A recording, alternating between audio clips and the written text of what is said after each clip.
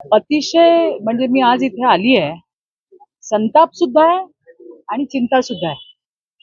लव जिहाद सारखी एक घटना आज या ठिकाणी झालेली आपल्याला बघायला मिळाली. यामध्ये हरामखोराने 22 वर्षाची मुलगी, तिच्या सोबत तर अत्याचार केलाच केला, पण तिच्या सख्ख्या लहान बहिणीवरती सुद्धा अत्याचार केला. त्याचे व्हिडिओ काढले, त्या मुलींना ते दाखवून सतत ब्लॅकमेल करत राहिला. आज मी त्या मुलीच्या आई वडिलांना भेटले. माझ्याकडे शब्द नाही आहेत. ते बोलत असताना आणि एक एक घटना सांगत असताना की कशा पद्धतीने मुलींना आपल्या जाळ्यामध्ये ओढून पूर्णपणे आपल्या कयात घेतल्यानंतर त्या मुलींचा गैरफायदा घेतला. ऐकताना सुद्धा आमचा जीव कापून निघत होता.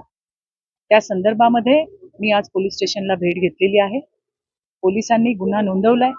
आई वडिलांनी बऱ्याच गोष्टी अजून सांगितल्या, ज्या येणाऱ्या दिवसामध्ये पुरवणी जबाबामध्ये सुद्धा पोलीस त्या ठिकाणी घेतील.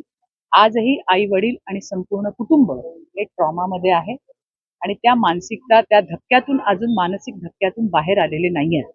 त्यामुळे पोलिसांनाही आम्ही विनंती केली आहे की थोडा वेळ देऊन जसं जसं काही घटना आठवत आहेत त्या घटना त्या स्टेटमेंटमध्ये आल्या पाहिजे आणि पोलिसांची सुद्धा तशी भूमिका आहे.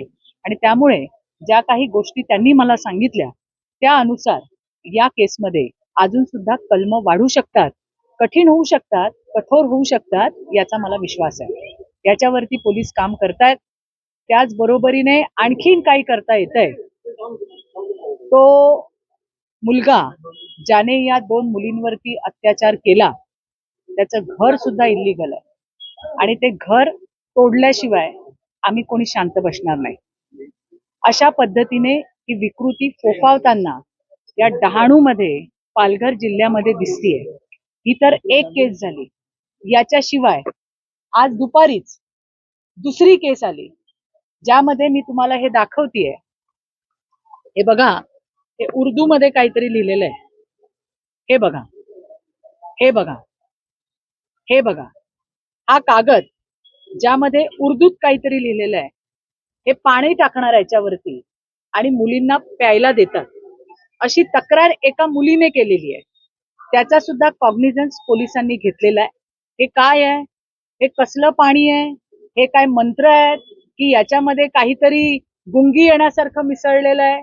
पाणी टाकल्यावरती ते डायल्यूट होतं आणि मग मुलींना पाजून त्यांच्यावरती काही अत्याचार केले जातात का, अशी सुद्धा शंका उपस्थित व्हायला पूर्ण वाव आहे.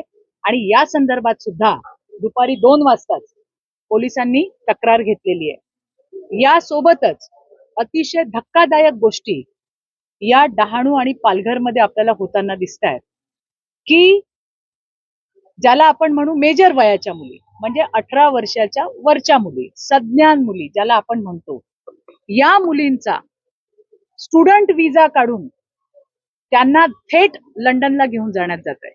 असे 4 परिवार मागच्या अर्ध्या तासामध्ये मला येऊन भेटले. या मुली जैन समाजाच्या आहेत, या मुली मारवाडी समाजाच्या आहेत आणि ज्यांची खाण्याची इथली ऐपत नाही आहे अशी, हे सगळे जे नेणारी मुलं ती सगळी मुस्लिम आहेत. अशा परिवार ज्यांची इथे खाण्याचे वांदे आहेत, अशा लोकांनी या मुलींचे विजा, स्टुडंट विजा काढलेले आहेत, त्यांचे पैसे भरलेले आहेत, त्यांना लंडनला घेऊन गेलेले आहेत. अशा 4 केसेस मगासच्या अर्ध्या तासात माझ्याकडे आलेल्या आहेत. या मुलींना कसं नेलं जातंय, कसं त्यांना फसवलं जातंय. 2 दिवसांनी आई वडिलांना फोन करून या मुली सांगतात की आम्ही आता लंडनला आलेलो आहोत. हे प्रकार मोठ्या प्रमाणामध्ये वाढताना दिसत आहेत. सज्ञान मुलींना आपल्या जाळ्यामध्ये फसवून त्यांना स्टुडंट विजावरती लंडनला घेऊन जाणं, युकेला घेऊन जाणं, अशा केसेस सुद्धा वाढत आहेत. याच्यावरती सुद्धा एक चांगला स्ट्रॉंग ऍक्शन प्लॅन असणं गरजेचं आहे. अर्थात प्रशासकीय पातळीवरती ज्या काही तरतुदी करायच्या आहेत त्या तरतुदी आम्ही नक्कीच करू. गुजरात राज्यामध्ये जे पालघरला लागून आहे त्या ठिकाणी जर अशा पद्धतीने इंटरकास्ट जरी मॅरेज होत असेल तर कलेक्टरांकडनं त्यांच्या पालकांना कळवण्यात येतं की अशा पद्धतीने तुमचा मुलगा आणि मुलगी लग्न करते. पण महाराष्ट्रामध्ये ती तरतूद नाही आहे. येणाऱ्या दिवसामध्ये राज्याच्या सन्माननीय मुख्यमंत्री साहेबांना मी ही गोष्ट त्यांच्या लक्षात आणून देणार आहे.